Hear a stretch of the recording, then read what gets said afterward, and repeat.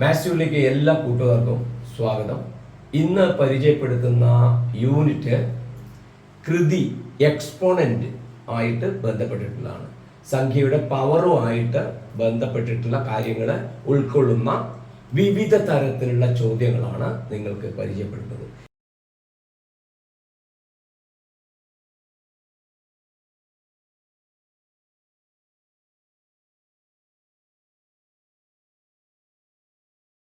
ഈ വീഡിയോയിൽ പറയുന്ന ചോദ്യങ്ങളെല്ലാം പരിചയപ്പെട്ട് കഴിഞ്ഞാൽ ഏത് മത്സര പരീക്ഷയ്ക്കും നിങ്ങൾക്ക് ഇതുമായി ബന്ധപ്പെട്ട ചോദ്യങ്ങൾ ഈസിയായി ചെയ്യാൻ കഴിയുമെന്ന് ഉറപ്പ് പറയുകയാണ്. കാരണം പല ചോദ്യങ്ങളെയും കലക്ട് ചെയ്തിട്ടാണ് ഈ വീഡിയോ തയ്യാറാക്കിയിട്ടുള്ളത്. ഈ ചാനൽ ആദ്യമായി കാണുന്ന കുട്ടികൾ ഇത് സബ്സ്ക്രൈബ് ചെയ്യണം എന്ന് അറിയിക്കുകയാണ്. നമുക്ക് സമയം കളയാതെ ഞാൻ നേരിട്ട് ക്ലാസ്സിലേക്ക് പോവുകയാണ്. ഓക്കെ, കൃതി നിയമങ്ങൾ എന്ന് പറയുമ്പോൾ അടിസ്ഥാനപരമായിട്ട് നമ്മൾ അറിയേണ്ട ചില നിയമങ്ങളുണ്ട്. അത് ഒന്ന് എന്താണെന്ന് ചോദിച്ചാൽ 2m × 2n. താഴെ രണ്ടും ഒരേ ബേസ് വന്നിട്ട് പവർ വരികയാണെങ്കിൽ അതിന്റെ റിസൾട്ട് 2m+n ആയിരിക്കും. 2m⁴n എന്ന് പറയുമ്പോൾ 2m × n ആയിരിക്കും. ഇങ്ങനെയുള്ള ചില നിയമങ്ങൾ നമ്മൾ നിർബന്ധമായും അറിഞ്ഞു വെക്കണം. മറ്റു കാര്യങ്ങൾ വരുമ്പോൾ ഞാനതിൽ വിശദീകരിക്കുന്നതായിരിക്കും. ഈ 2 എന്ന് പറയുന്നത് ഒരു നമ്പറായി എടുത്തു എന്ന് മാത്രമേ ഉള്ളൂ. 3, 4, 5 ഏതും വരാം. എക്സ്, വൈ എന്നൊക്കെ പറയുന്നതായിട്ട് താഴെ വരാം. പക്ഷെ ഒരേപോലെയുള്ള നമ്പറുകൾക്ക് വ്യത്യസ്ത പവറുകൾ വന്നു കഴിഞ്ഞാൽ മൾട്ടിപ്ലൈ ചെയ്യുമ്പോൾ ആ പവറുകൾ ആഡ് ചെയ്തിട്ട് ഇതിലത്തെ ഒരു നമ്പറിന് എഴുതുകയാണ് വേണ്ടത്.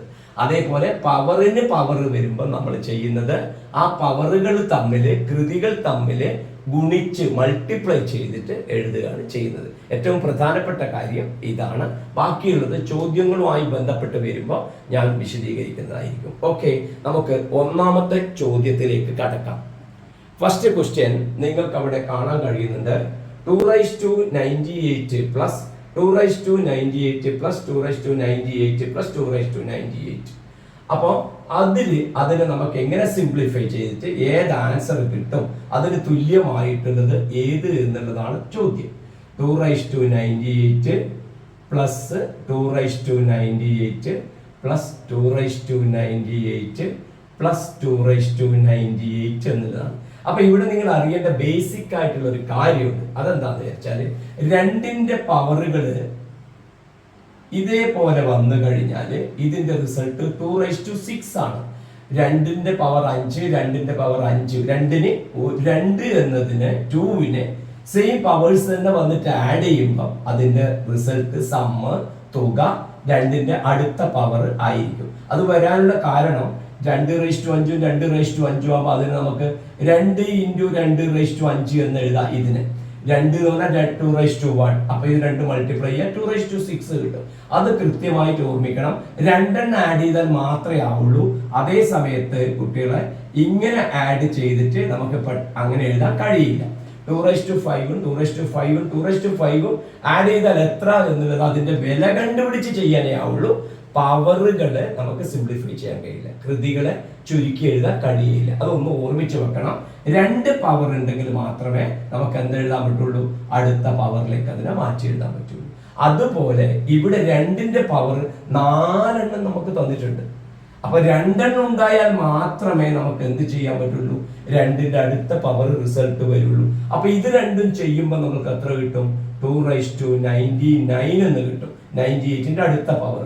ഇത് രണ്ടും ചെയ്യുമ്പോൾ നമുക്ക് എത്ര കിട്ടും, 299 എന്ന് കിട്ടും. അപ്പൊ ഇത് രണ്ടും കൂടെ ആഡ് ചെയ്യുമ്പോൾ നോക്കിയാൽ 2ന്റെ പവർ തന്നെ ഒരേപോലെയുള്ള നമ്പർ മുകളിൽ വന്നു.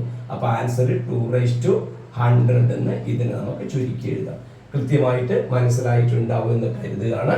2ന്റെ പവർ 2 വന്നാൽ മാത്രമേ നമുക്ക് സിംപ്ലിഫൈ ചെയ്തിട്ട് എഴുതാൻ, ചുരുക്കി എഴുതാൻ കഴിയുള്ളൂ. മനസ്സിലായല്ലോ? അപ്പൊ ഇതിന്റെ ആൻസർ 2/100. Okay, yes. നമുക്ക് രണ്ടാമത്തെ ക്വസ്റ്റ്യനിലേക്ക് പോകാം. ക്വസ്റ്റ്യൻ അവിടെ നിങ്ങൾക്ക് കാണാം. 5/5 + 5/5 + 5/5 + 5/5 + 5/5 ഡിവൈഡഡ് ബൈ 5. നേരത്തെ പറഞ്ഞതിന്റെ അതേ ഐഡിയ ആണ് ഇവിടെ ഉപയോഗിക്കുക. ഇവിടെ 5ന്റെ പവർ 5ന്റെ പവറുകളാണ് സെയിം ആയിട്ട് ഒരേപോലെ തന്നിട്ടുള്ളത്. 5ന്റെ പവറുകൾ നമ്മൾ ആഡ് ചെയ്യുമ്പോൾ ശ്രദ്ധിക്കേണ്ട കാര്യം അവ 5 എണ്ണം ഉണ്ടെങ്കിൽ മാത്രമേ ആഡ് ചെയ്യാൻ കഴിയുള്ളൂ. 2ന്റെ പവറുകൾ ഉള്ളത് 2 എണ്ണം ഉണ്ടെങ്കിലാണ് 2ന്റെ അടുത്ത പവർ ആവുക. അതേപോലെ 5ന്റെ പവറുകൾ എത്ര എണ്ണം? 5 എണ്ണം വേണം. ഇവിടെ 5 എണ്ണം ഉണ്ടല്ലോ. അപ്പോൾ ഇതിന് നമുക്ക് എങ്ങനെ എഴുതാം? 5⁻6 എന്ന് പറഞ്ഞിട്ട് എഴുതാം. 5ന്റെ പവർ 5 എണ്ണം വേണം. 3ന്റെ പവർ ആണെങ്കിലോ കുട്ടികൾക്ക് മനസ്സിലാവാൻ ഒന്നുകൂടെ ഞാനിവിടെ എഴുതാം. 3⁴. ഇത് രണ്ടും കൂട്ടിയിട്ട് നമുക്ക് എഴുതാൻ കഴിയില്ല. അപ്പോൾ ഇത് എഴുതാൻ കഴിയണമെങ്കിൽ 3⁴ ഉണ്ട്, 3 എണ്ണം ഉണ്ടാവണം. അപ്പൊ ഇതിന്റെ റിസൾട്ട് 3⁵5 ആയിരിക്കും. ഒരേപോലെയുള്ള 3ന്റെ പവറുകൾ 3 എണ്ണം വരുന്നാലാണ് 3ന്റെ അടുത്ത പവർ ആവുക. ഒരേപോലെയുള്ള 5ന്റെ പവറുകൾ 5 എണ്ണം വരുമ്പോഴാണ് 5ന്റെ അടുത്ത പവർ എഴുതാൻ പറ്റുക. /5. അപ്പൊ ഇനി സിമ്പിൾ ആണ്. 5⁻6 എന്ന് പറഞ്ഞാൽ നിങ്ങൾക്കറിയാം 5 ഞാൻ എഴുതുന്നു മാത്രമേ ഉള്ളൂ. 5 5 5 5 5 അല്ലേ? അതിലത്തെ ഒരു 5 താഴെയുണ്ട്. അപ്പൊ നമുക്ക് ഒരു 5 കട്ട് ചെയ്താല് ബാക്കി നമുക്ക് എത്ര കിട്ടും? നമുക്ക് ഇത് 6 5ന്റെ ഓക്കെ 5 5 6 എണ്ണം വേണം. ഓക്കെ 1 2 3 4 5 6 അതിലത്തെ 1 കട്ട് ചെയ്താല് ബാക്കി നമുക്ക് ആൻസർ എത്ര കിട്ടി? 5⁻5 എന്ന് പറയുന്ന ആൻസർ കിട്ടും. ഓക്കെ 5 5⁻5 നിന്ന് ഒരു 5⁻5 കുറച്ചാൽ നമുക്ക് ആൻസർ 5⁻5. ഇത് കാര്യം കൃത്യമായിട്ട് ഓർമ്മിച്ച് വെക്കുക. ഈ പ്രോപ്പർട്ടി 3ന്റെ പവർ 3 എണ്ണം കൂട്ടുമ്പോൾ 3ന്റെ അടുത്ത പവർ, 5ന്റെ പവർ ഒരേപോലെയുള്ളത് 5 എണ്ണം ആഡ് ചെയ്യുമ്പോൾ 5ന്റെ നെക്സ്റ്റ് 5ന്റെ നെക്സ്റ്റ് പവർ. ഓക്കെ അടുത്ത ക്വസ്റ്റ്യൻ നിങ്ങൾക്ക് അവിടെ കാണാൻ കഴിയുന്നുണ്ട്. 4⁸ പകുതി. What is the half of 4⁸? പ്രിയപ്പെട്ട കുട്ടികളെ, പവറിൽ ഹാഫ് കണ്ടുപിടിക്കുന്നത് 2ന്റെ പവറിന് മാത്രമാണ്. 2ന്റെ പവർ 2ന്റെ കൃതി വരുമ്പോൾ മാത്രമാണ് നമുക്ക് ഹാഫും അതേപോലെ ഇരട്ടയും നമുക്ക് എഴുതാൻ കഴിയുക. 3ന്റെ പവറിൽ നിന്ന് ഹാഫ് നമുക്ക് എഴുതാൻ കഴിയുകയില്ല. അതായത് സിംപ്ലിഫൈ ചെയ്തിട്ട് പവറിൽ എഴുതാൻ കഴിയില്ല അർത്ഥം. ഓക്കെ അപ്പൊ 2⁻ പവർ ഉണ്ടെങ്കിൽ മാത്രമേ ഹാഫ് കാണാൻ കഴിയൂ. ഇവിടെ 4⁸ ഹാഫ് ആണ് ചോദിച്ചത്. അപ്പൊ 4⁸ ഹാഫ് എന്ന് പറയുമ്പോൾ അതിനെ 2ന്റെ പവറിലേക്ക് മാറ്റണം. 4 എന്ന് പറഞ്ഞാൽ നിങ്ങൾക്കറിയാം 2² ആണ്. ഇത് പഠിച്ചു വെക്കണേ. അപ്പൊ 4ന് പകരം എന്ത് എഴുതാം? 2² അപ്പൊ ഇവിടെ ഏത് നിയമം വരും? പവറിന് പവർ വരും. ഇതേമാതിരി 2m into n, m into n ആണ് വരിക. അപ്പൊ ഇവിടെ 2⁸ വരും. ഈക്വൽ ടു 2⁻16 എന്ന് പറയുന്ന നമ്പർ ആണ് വരിക. അതായത് 4⁸ എന്ന് പറഞ്ഞാൽ 2⁻16 എന്നാണ്. അപ്പൊ അതിന്റെ ഹാഫ് എന്ന് പറഞ്ഞാൽ എന്താ മീനിങ്? 2⁻x 16നെ 2 കൊണ്ട് ഡിവൈഡ് ചെയ്യുന്നതാണ് അല്ലെ. 2⁻16/2 ആണ്, പകുതിയാണ് ഹാഫ്. 2നെ 2⁻1 എഴുതാലോ. അപ്പൊ നമുക്ക് എന്ത് കിട്ടും? ആ നിയമപ്രകാരം 2⁻16 - 1 ഈക്വൽ ടു 2⁻15 2⁻15 എന്ന് കിട്ടും. അതായത് 2⁻16 എന്ന് പറഞ്ഞാൽ 16 2s നമ്മൾ മൾട്ടിപ്ലൈ എഴുതുന്നതാണ്. അതിന് ഒരു 2 അതിന്ന് പോയാൽ ബാക്കി 15 2s മേലെ ഉണ്ടാവൂലേ, 15 2കൾ ഉണ്ടാവൂലേ. അപ്പൊ 2⁻15 ആയിരിക്കും അതിന്റെ ആൻസർ വരെ. ശ്രദ്ധിക്കുക, 2ന്റെ പവറിലേക്ക് മാറ്റിയതിന് ശേഷം മാത്രമേ ഹാഫ് കാണാൻ കഴിയുള്ളൂ. അതേപോലെ ഇതിന്റെ ഇരട്ടി എത്രാന്ന് ചോദിച്ചാലും ശ്രദ്ധിക്കുക കുട്ടികളെ, 2ന്റെ പവറിലേക്ക് മാറ്റിയിട്ടാണ് ഇരട്ടി കാണേണ്ടത്. ഇതേ ചോദ്യത്തിന്റെ ഇരട്ടി ചോദിച്ചാൽ എന്താ ചെയ്യേണ്ടത്? 2⁻16 അല്ലേ കിട്ടുന്നത്. അത് ഇരട്ടി കാണാൻ പറഞ്ഞാൽ 2 കൊണ്ട് മൾട്ടിപ്ലൈ ചെയ്യാം. 2 എന്ന് പറഞ്ഞാൽ 2⁻1. അപ്പൊ നമുക്ക് ആൻസർ എത്ര കിട്ടും? 2⁻17 എന്ന് കിട്ടും. അപ്പോൾ ഞാൻ ഇത് സൂചിപ്പിച്ചെന്ന് മാത്രമേ ഉള്ളൂ. കൃത്യംഗ നിയമങ്ങൾ കൃത്യമായി മനസ്സിലാക്കിയിട്ട് പഠിക്കുക. ഓക്കെ നിങ്ങൾക്ക് അവിടെ കാണാം. If √3n = 729, then find the value of n. n-ന്റെ വില കണ്ടുപിടിക്കുക. √3ന്റെ n-ആം കൃതി 729 ആയാല് n-ന്റെ വില എത്ര എന്നാണ്. ഇതുമാതിരിയുള്ള പ്രോബ്ലങ്ങൾ വരുന്ന സമയത്ത് പവർ വന്നിട്ട് അറിയാത്ത വാല്യൂ പവറായിട്ട് വരുന്ന സമയത്ത് ശ്രദ്ധിക്കേണ്ട കാര്യം, റൈറ്റ് സൈഡിലത്തെ വാല്യൂവിനെ 3ന്റെ പവറിലേക്ക് മാറ്റി എഴുതണം. 729നെ 3ന്റെ പവറിലേക്ക് മാറ്റണം. അത് ചെയ്യാൻ ഒന്നുകിൽ ചെയ്യുന്നത് 729നെ നമ്മൾ 3 കൊണ്ട് നമ്മൾ ഡിവൈഡ് ചെയ്തുകൊണ്ടേയിരിക്കുക. 243 81 3 27 3 9 3 3. അപ്പൊ എത്ര കിട്ടും നമുക്ക് ആൻസർ? 1 2 3 4 5 6 അതായത് 3/6 3/6 കിട്ടും √3/n. ബേസിക്കലി ആയിട്ടുള്ള കാര്യമാണ് പറഞ്ഞത്. ഇവിടെ ഏത് ബേസിന്റെ ആണോ പവറായിട്ട് കണ്ടുപിടിക്കേണ്ടതുള്ളത്, അപ്പോൾ ഈ ബേസിലേക്ക് ഈ താഴെയുള്ള ഈ നമ്പറിലേക്ക് ഇതിനെയും താഴെയുള്ള നമ്പർ ആക്കിയിട്ട് മാറ്റി എഴുതണം. അപ്പൊ 3/6 എന്ന് കിട്ടും. ഇനി നിങ്ങൾ അറിയേണ്ട കാര്യം, √3/n = 3/6 ആണെങ്കിൽ അതിന് നമുക്ക് √3/n പകരം 12 ഞാൻ പറഞ്ഞു തരാം = 3/6 ആയിരിക്കും. അപ്പോൾ n എന്ന് പറയുന്നത് 12 ആയിരിക്കും.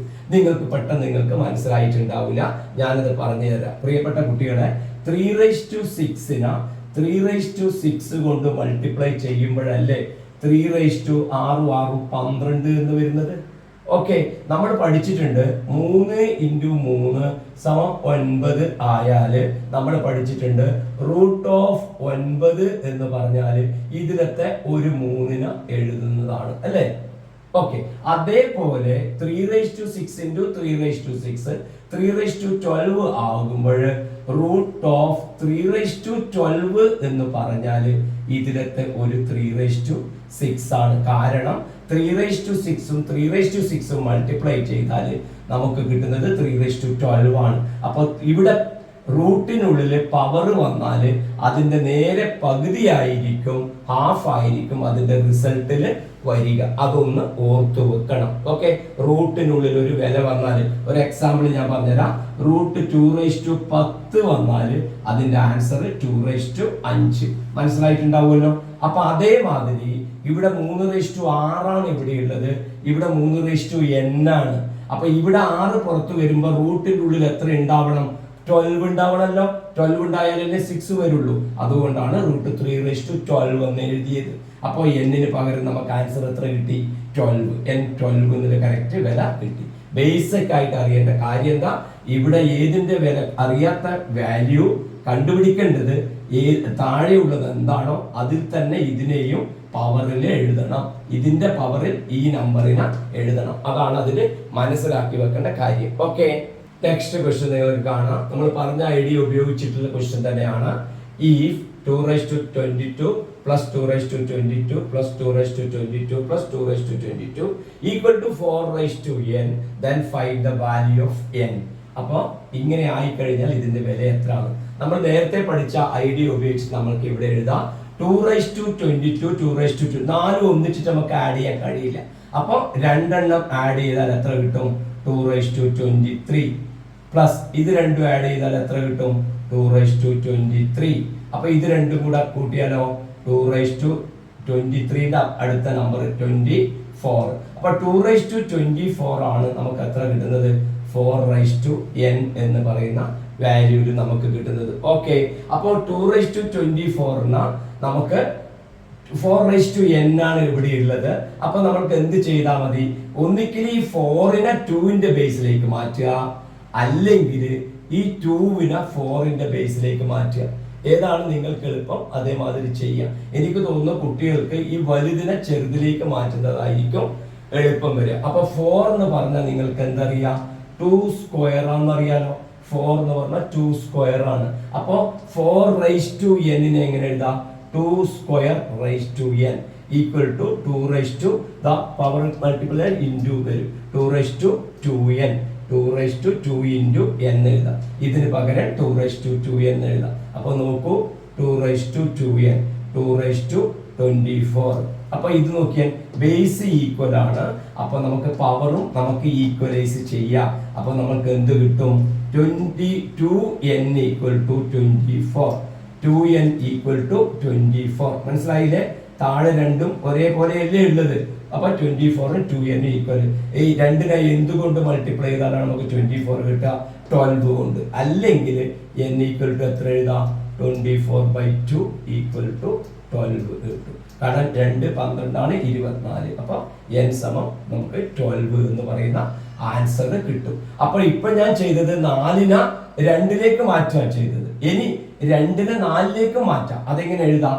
2/24 ഈക്വൽ ടു 4/n ആണ്. 2 സ്ക്വയർ ആണല്ലോ 4. അപ്പൊ ഇതിനെങ്ങനെ എഴുതാം? 2 സ്ക്വയർ all raised to 12 എന്ന് എഴുതി കൂടെ. 2 square whole raise to 12, 2 12 24, correct അല്ലേ? Equal to 4 raise to n. 2 square എന്ന് പറഞ്ഞാൽ എത്രയാണ്? 4. അപ്പോൾ 4 raise to 12 equal to 4 raise to n. അപ്പോൾ ഈ ഡയറക്റ്റ് തന്നെ കിട്ടിയില്ലേ? n equal to 12. ഓക്കെ, നിങ്ങൾക്ക് ഇങ്ങനെ അങ്ങോട്ടോ അങ്ങനെ ഇങ്ങോട്ടോ ഏതാണ് എളുപ്പം മാറ്റാൻ കഴിയുന്നത് ആ രീതിയിൽ ചെയ്താൽ നിങ്ങൾക്ക് ഈസി ആയിട്ട് ആൻസർ കണ്ടുപിടിക്കാൻ പറ്റും. ഇതൊക്കെ ചെയ്ത് കണ്ടുപിടിക്കണം കേട്ടോ. പ്രാക്ടീസ് ചെയ്തിട്ട് തന്നെ ചെയ്യണം.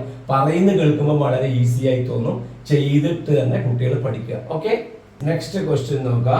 What is the largest power of 2 which is the factor of 6 square into 6 raised to 5 into 10 raised to 4 into 14 cube. അതായത് 6 റൈസ് ടു 5 ഇൻറ്റു 10 പിന്നെ 4-ാം കൃതി ഇൻറ്റു 14-ന്റെ 3-ാം കൃതി എഴുതിയാൽ അത് 2-ന്റെ ഏറ്റവും വലിയ കൃതി ഇതിൽ എത്ര വരും? ഇവിടെ ഒറ്റയടിക്ക് നോക്കുമ്പോൾ 2 ഇല്ല, പക്ഷെ 2 ഇതിലകത്ത് ഉണ്ട്. അപ്പൊ അങ്ങനെ കണ്ടുപിടിച്ചാൽ 2-ന്റെ ഏറ്റവും വലിയ പവർ ഇതിൽ എത്ര ഉണ്ടാവുക എന്നാണ് കണ്ടുപിടിക്കേണ്ടത്. നമുക്കെന്നറിയാം 6 എന്ന് പറഞ്ഞാൽ നമുക്ക് എന്തറിയാം? 2 ഇൻറ്റു 3 ആണെന്നറിയാം. അപ്പൊ ഇതിനെ 2 ഇൻറ്റു 3 റൈസ് ടു 5 എന്ന് എഴുതാം. 10 എന്ന് പറഞ്ഞാലോ അതിലും 2 ഉണ്ട്. 2 ഇൻറ്റു 5 ഓൾ റൈസ് ടു 4. ഇതിൽ 2 എത്ര ഉണ്ടെന്നാണ് കണ്ടുപിടിക്കേണ്ടത്. അപ്പൊ ഓരോന്നിലും ഈ നമ്പറുകളെ 2-നായിട്ട് കണക്ട് ചെയ്തിട്ട് എഴുതാം. അപ്പൊ 14-നെ 2-നെ നമുക്ക് എങ്ങനെ എഴുതും? 14-ൽ 2 ഉണ്ടല്ലോ. അപ്പൊ അതിനെ എങ്ങനെ എഴുതാം? 14-നെ എങ്ങനെ എഴുതാം? 2 into 7 all cube. Okay, doubt ഒന്നുമില്ലല്ലോ. എല്ലാത്തിലും 2 ഉണ്ടായിട്ട് അതിനെയൊക്കെ കണ്ടുപിടിച്ചു. ഇതിനെ ബ്രാക്കറ്റ് കളയുമ്പോൾ എത്ര വിടും? 2 raise to 5 into 3 raise to 5. ഇൻറ്റുവിന് പവർ കൊടുക്കുമ്പോൾ ഓരോന്നിനും പവർ കൊടുത്തിട്ട് ഇൻറ്റു ചെയ്യണം.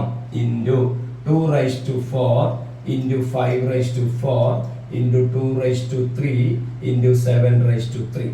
ഇങ്ങനെ വരുമ്പോൾ നമ്മൾക്ക് കണ്ടുപിടിക്കേണ്ടത് എന്താ? ഹയസ്റ്റ് പവർ ഓഫ് 2 ആണ്. ഇവിടെയും 2-ന്റെ പവർ ഉണ്ട്, ഇവിടെയും ഉണ്ട്, ഇവിടെയും ഉണ്ട്. അപ്പൊ അതിനെയൊക്കെ നമ്മൾ ഒന്നിച്ചിട്ടെടുത്താൽ നമുക്ക് എത്ര കിട്ടും? 2-നെ മാത്രമേ നമ്മൾക്ക് വേണ്ടൂ. 2 raise to 5 into 2 raise to 4 into 2 cube. 2 raise to 5 2 raise to 4 2 cube. കാരണം ഹയസ്റ്റ് പവർ ഓഫ് 2 മാത്രമാണ് ചോദിച്ചത്. അതുകൊണ്ട് ബാക്കിയിൽ ഞാൻ എഴുതുന്നില്ല. അപ്പൊ ഇത് എത്ര കിട്ടും നോക്കിയാൽ നമുക്ക് 2 ബേസ് എല്ലടിക്ക് ഒരേപോലെയാണ്.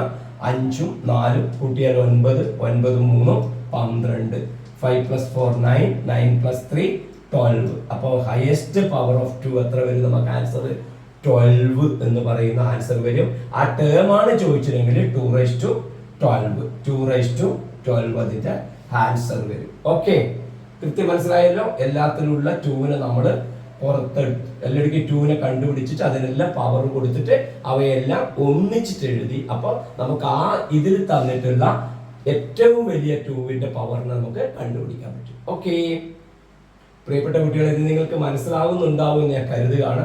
ഈ ഏറ്റവും മിനിമം ഇത് നിങ്ങൾ പഠിച്ചു വെക്കണം. അപ്പൊ അത് തന്നെയാണ് പല ക്വസ്റ്റ്യൻസിലും വരുന്നത്. ഈ വീഡിയോ ഇഷ്ടമാവുന്നുണ്ടെങ്കിൽ ലൈക്ക് ചെയ്യാൻ മടി കാണിക്കരുത്. നമുക്ക് തുടർന്നുള്ള ചോദ്യത്തിലേക്ക് പോകാം. നോക്കൂ, നിങ്ങൾക്ക് അവിടെ ക്വസ്റ്റ്യൻ കാണാൻ കഴിയുന്നുണ്ട്.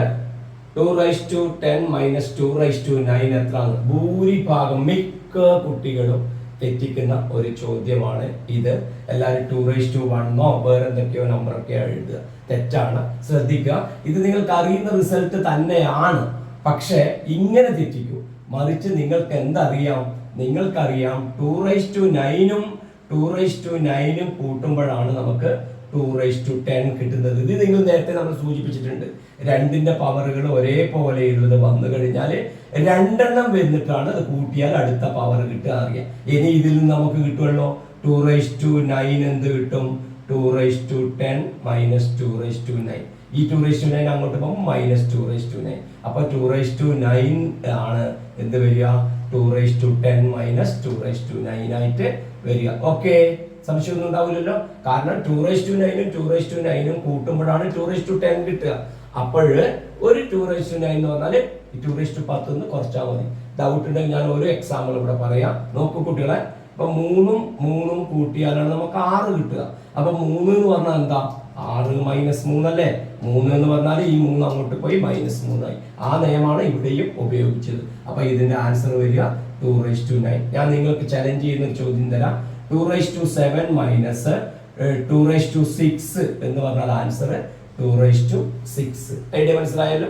ഓക്കെ, അടുത്ത ക്വസ്റ്റ്യൻ നിങ്ങൾക്ക് അവിടെ കാണാൻ കഴിയുന്നുണ്ട് 3/3 plus 3/3 plus 3/3 equal to 9/n ആയാൽ n-ന്റെ വാല്യൂ എത്ര എന്നുള്ളത് സിമ്പിൾ ആയിട്ടുള്ള ക്വസ്റ്റ്യൻ ആണ്.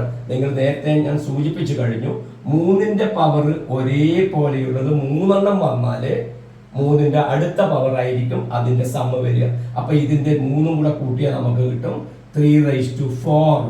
3 കൂട്ടുമ്പോൾ 3/3ന്റെ അടുത്ത പവർ 3 ആഡ് ചെയ്യുന്നുണ്ട്. ഓക്കെ, 3/4 ഈക്വൽ ടു 9/n കിട്ടും.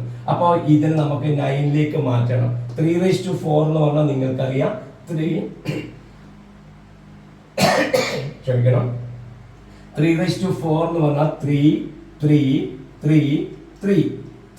എത്ര 9, 3 എത്ര 9. അപ്പോൾ 9 × 9 എത്ര വരും? നമുക്ക് 81 വരും. അല്ലെങ്കിൽ 9 സ്ക്വയർ എന്ന് വേണമെങ്കിൽ എഴുതാം. അതായത് 81 തന്നെ എഴുതാം. 9/n 81 എങ്ങനെ എഴുതാം? 9 സ്ക്വയർ ഈക്വൽ ടു 9/n. അപ്പൊ ഇനി n കണ്ടുപിടിക്കാൻ വിഷമമില്ലല്ലോ. നോക്കൂ, 9 9 ഒരേപോലെ ഉണ്ട്. n equal to 2. അപ്പൊ ആൻസർ നമുക്ക് കിട്ടി n ഈക്വൽ ടു 2 എന്ന് കിട്ടി. ഇനി 3/4 എന്ന് ഒരു കുട്ടിക്ക് എഴുതാൻ കഴിയുന്നില്ല എങ്കിലും ഈ പ്രോബ്ലം നമുക്ക് ചെയ്യാൻ കഴിയും. അതെങ്ങനെയാണ് ചെയ്യാൻ കഴിയുക? 3 ക്യൂബിന്റെ വില അറിയാലോ. 3 ക്യൂബ് എന്ന് പറഞ്ഞാൽ 3 ആണ്. അത് 27 ആണ്. അപ്പൊ ഇതിന്റെ വില 27 പ്ലസ് ഇതിന്റെ വാല്യൂ 27 പ്ലസ് ഇതിന്റെ വാല്യൂ 27. മൂന്നും കൂടെ കൂട്ടിയാൽ നമുക്ക് 81 കിട്ടും. അപ്പോൾ നമുക്ക് ഇതാ 81 ഈക്വൽ ടു 9/n എന്ന് എഴുതാം. 81നെ 9 സ്ക്വയർ എന്ന് എഴുതാം. ഓക്കെ, ഇങ്ങനെ 3/4 എന്ന് എഴുതാൻ പറ്റിയിട്ടില്ലെങ്കിലും വിഷമിക്കണ്ട. അതിന്റെ വാല്യൂ കണ്ടുപിടിച്ചിട്ട് 9ന്റെ പവറിലേക്ക് കൃതിയിലേക്ക് അതിനെ മാറ്റിയാൽ മതി. ഓക്കെ, ഞാൻ നേരത്തെ പറഞ്ഞ ഐഡിയ ഓർക്കുക. ഓക്കെ, നിങ്ങൾക്ക് അടുത്ത ക്വസ്റ്റ്യൻ അവിടെ കാണാൻ പറ്റും. 1/4 of 16/16 16ാം കൃതിയാണ് ഇവിടെ തന്നിട്ടുള്ളത്. അതിന്റെ 4/1 കണ്ടുപിടിക്കണം. പ്രിയപ്പെട്ട കുട്ടികളെ, 4/1 1/4 ആണ് കണ്ടുപിടിക്കേണ്ടതെങ്കിൽ തന്നിരിക്കുന്ന നമ്പറിനെ 4ന്റെ പവറിൽ എഴുതണം. 4ന്റെ പവറിൽ എഴുതണം. 1/3 ആണ് കണ്ടുപിടിക്കേണ്ടതെങ്കിൽ 3/1 കണ്ടുപിടിക്കേണ്ടതെങ്കിൽ തന്നിട്ടുള്ള നമ്പറിനെ 3ന്റെ പവറിൽ എഴുതണം. അത് കൃത്യമായിട്ടൊന്ന് മനസ്സിലാക്കുക. അപ്പോൾ ഈ 16/16 എന്ന് പറഞ്ഞതിന്റെ 4/1 പറഞ്ഞ 4 കൊണ്ട് ഡിവൈഡ് ചെയ്യല്ല വേണ്ടത്. ഇതിനെ 4ന്റെ പവറിലേക്ക് മാറ്റണം. 16നെ നമുക്ക് എങ്ങനെ എഴുതാം? നോക്കൂ, 16നെ 4 സ്ക്വയർ എന്ന് എഴുതിക്കൂടെ? അപ്പൊ 16ന്റെ റൈസ് ടു ഇങ്ങനെ എഴുതാം, 4 സ്ക്വയർ റൈസ് ടു 16 എന്ന് എഴുതാലോ. അപ്പൊ നമുക്ക് എത്ര കിട്ടി? 4 റൈസ് ടു ഈ നിയമം ഇമ്പോർട്ടന്റ് 2 × 16 4 റൈസ് ടു 32. അപ്പൊ 16 റൈസ് ടു 16 എന്ന് പറയുമ്പോൾ നമ്മൾക്ക് കിട്ടി 4 റൈസ് ടു 32. എന്താണ് ചോദിച്ചത്? അതിന്റെ 4/1 1/4. അതിന്റെ അർത്ഥം എന്താ? 4/1 കണ്ടുപിടിക്കാൻ 4 കൊണ്ട് ഡിവൈഡ് ചെയ്താൽ മതിയല്ലോ. അപ്പൊ 4 റൈസ് ടു 32/4 എന്ന് മതി. അതുകൊണ്ടാണ് നമ്മൾ തന്നിരിക്കുന്ന നമ്പറിനെ 4ലേക്ക് മാറ്റാൻ പറഞ്ഞത്. /4 ഈ നമ്പർ താഴെ വന്നാൽ മാത്രമേ ഡിവൈഡ് ചെയ്യാൻ കഴിയുള്ളൂ. സിംപ്ലിഫൈ ചെയ്തിട്ട് എളുപ്പത്തിൽ എഴുതാൻ കഴിയുള്ളൂ. ഓക്കെ, അതൊന്ന് ഓർമ്മിക്കണേ. അങ്ങനെ മാത്തമാറ്റിക്സിലത്തെ ചില കാര്യങ്ങൾ വളരെ ഇമ്പോർട്ടൻ്റ് ആയിട്ടുള്ള കോൺസെപ്റ്റ്സ് ഒക്കെ മനസ്സിലാക്കി കഴിയുമ്പോൾ മാത്സിലത്തെ ഏത് ക്വസ്റ്റ്യൻസും നിങ്ങൾക്ക് ഈസിയായി ചെയ്യാൻ കഴിയും. അപ്പോൾ 4 നമുക്ക് 4/1 എന്ന് എഴുതാം. അപ്പൊ ഇതിന്റെ ആൻസർ 4/32. പവർ ഡിവൈഡ് ചെയ്യുന്ന സമയത്ത് പവർ മൈനസ് ചെയ്യണമെന്ന് പഠിച്ചിട്ടുണ്ട് നിങ്ങൾ. 32 - 1 വരിക. ആൻസർ 4/31. ഓക്കെ, ഐഡിയ മനസ്സിലായല്ലോ. ഓക്കെ, അപ്പൊ ഏതിലാണ് ഇനി ഇതിന്റെ പകുതിയാണ് ചോദിച്ചു എന്ന് വെച്ചോ, ഹാഫ് ഓഫ് ഇതാണ് ചോദിച്ചതെങ്കിൽ 16നെ ഞാൻ 2ന്റെ പവറിലേക്ക് മാറ്റി എഴുതും. ഓക്കെ, നെക്സ്റ്റ് ക്വസ്റ്റ്യൻ നിങ്ങൾക്ക് അവിടെ കാണാൻ കഴിയുന്നുണ്ട്. If 1000 is written as the sum of powers of 2, then which is the largest power of 2 among them? 1000നെ 2ന്റെ കൃതികളുടെ തുകയായി എഴുതുമ്പോൾ അതിൽ ഏറ്റവും വലിയ 2ന്റെ കൃതി എത്രയായിരിക്കുമെന്നാണ് ചോദിച്ചിട്ടുള്ളത്. അപ്പൊ 2ന്റെ കൃതികൾ എന്ന് പറയുന്ന സമയത്ത് നിങ്ങൾക്കറിയാം 2/1 2, 2 സ്ക്വയർ 4, 2 ക്യൂബ് 8, 2/4 16. ഇങ്ങനെ പോയി എന്നാണ്. ഇങ്ങനെ പോയി പഠിച്ചു വെക്കണം. ലാസ്റ്റ് ഇതെന്താ അറിഞ്ഞു വെക്കണം. 2/10 ഇത് ഇനി ഇടയ്ക്കുള്ളത് ഓർമ്മയില്ലെങ്കിലും നിങ്ങൾക്ക് തുടർച്ചയായിട്ട് എഴുതി വെക്കുക. പക്ഷെ 2/10 പഠിച്ചു വെക്കുക. ഇതുമായി ബന്ധപ്പെട്ട് പല ചോദ്യങ്ങളും പല യൂണിറ്റിലും വരാറുണ്ട്. 2/10 എന്ന് പറഞ്ഞാൽ 1024 ആണ്. അതായത് നമ്മൾ ഒരു കിലോ ബൈറ്റ് എന്നൊക്കെ പറയാനില്ലേ, 1024 2/10 ആണ് അത്. അപ്പൊ ഇതൊന്ന് പഠിച്ചു വെക്കണം. അപ്പൊ 2ന്റെ 10ാമത്തെ പവറാണ് 1024. നമ്മളോട് ചോദിച്ചിരിക്കുന്നത് 1000-ൽ താഴെ വരുന്ന 2ന്റെ ഏറ്റവും വലിയ പവറാണ് ചോദിച്ചത്. 2ന്റെ 10ാം കൃതി 1024 ആണെങ്കിൽ 2ന്റെ 9ാം കൃതി എത്രയാ വരിക? 512. എന്തുകൊണ്ട്? നോക്കൂ കുട്ടികളെ, 2 സ്ക്വയർ 4, 2 ക്യൂബ് 4ന്റെ ഇരട്ടി, 2/4 8ന്റെ ഇരട്ടി. അപ്പൊ 2/10 എന്ന് പഠിച്ച കുട്ടി 1024 വരുമ്പോ കുട്ടിക്കറിയാം 2/9 എത്രയായിരിക്കും? ഇതിന്റെ പകുതിയാണ് വരിക. എത്ര വരിക? 512. അപ്പൊ 1000-ൽ താഴെ വരുന്ന 2ന്റെ ഏറ്റവും വലിയ കൃതി എന്ന് പറയുന്നത് എത്രയാണ് വരിക? നമുക്ക് 512 ആണ് വരിക. ഇനി അതിന്റെ പവർ എത്രയാണ് ചോദിച്ചിട്ടുണ്ടെങ്കിൽ ആൻസർ നമുക്ക് 9 എന്ന് പറയുന്നത് കിട്ടും. ഓക്കെ, അതുകൊണ്ട് ഈ 2/10 എന്നുള്ളത് കുട്ടികൾ പഠിച്ചു വെക്കുക. 2/8 ഒന്നും ഞാൻ പറഞ്ഞിട്ടില്ലല്ലോ. അതൊക്കെ നിങ്ങൾക്ക് വേണമെങ്കിൽ ഓർഡറിൽ നിങ്ങൾക്ക് എഴുതാം. പക്ഷെ ഇതുവരെ പഠിച്ചു വെക്കുക, ഇത്ര വരെ പഠിക്കുക, പിന്നെ 2/10 പഠിക്കുക. അപ്പൊ അതിനടിയിലുള്ള നമുക്ക് എളുപ്പത്തിൽ കണ്ടുപിടിക്കാൻ കഴിയും. അപ്പൊ ഇതിന്റെ സിമ്പിൾ ആയിട്ടുള്ള ആൻസർ ആയില്ലേ ഇത്? ഇതറിയുന്ന കുട്ടിക്ക് സിമ്പിളായി. ഇതറിയാത്ത കുട്ടി എന്ത് വേണം? ഇത് മുഴുവൻ എഴുതിക്കൊണ്ടേയിരിക്കണം. 2/5, 2/6, 2/7, മനസ്സിലായില്ലേ? അത് മുഴുവൻ എഴുതിക്കൊണ്ടിരിക്കണം. അപ്പൊ 10 പഠിച്ച കുട്ടിക്ക് 1024 ആണ്, 1000-ൽ കുറവാണ് പറഞ്ഞത്. അപ്പൊ അതിന് നേരെ താഴെ വരുന്നത് എത്രയാ? 512. സിമ്പിൾ ആണല്ലോ പ്രിയപ്പെട്ട കുട്ടികളെ. നമ്മളിപ്പം കൃതിയുമായിട്ട് ബന്ധപ്പെട്ട് അല്ലെങ്കിൽ പവറുമായിട്ട് ബന്ധപ്പെട്ടിട്ടുള്ള വ്യത്യസ്തമായിട്ടുള്ള പല ചോദ്യങ്ങളും നമ്മൾ ചെയ്തു കഴിഞ്ഞു. അതിന് എന്തൊക്കെ ആശയങ്ങൾ നമ്മൾ കൃത്യമായി പഠിക്കണമെന്നും മനസ്സിലാക്കി കഴിഞ്ഞു. ഈ പറയുന്ന ചോദ്യങ്ങൾ നിങ്ങൾ കാണുമ്പോൾ എളുപ്പത്തിൽ നിങ്ങൾക്ക് ചെയ്യാൻ കഴിയും തോന്നും. പക്ഷെ ചോദ്യങ്ങളെ മാത്രം നോക്കി നിങ്ങൾ വ്യക്തമായിട്ട് കാര്യങ്ങൾ മനസ്സിലാക്കുക.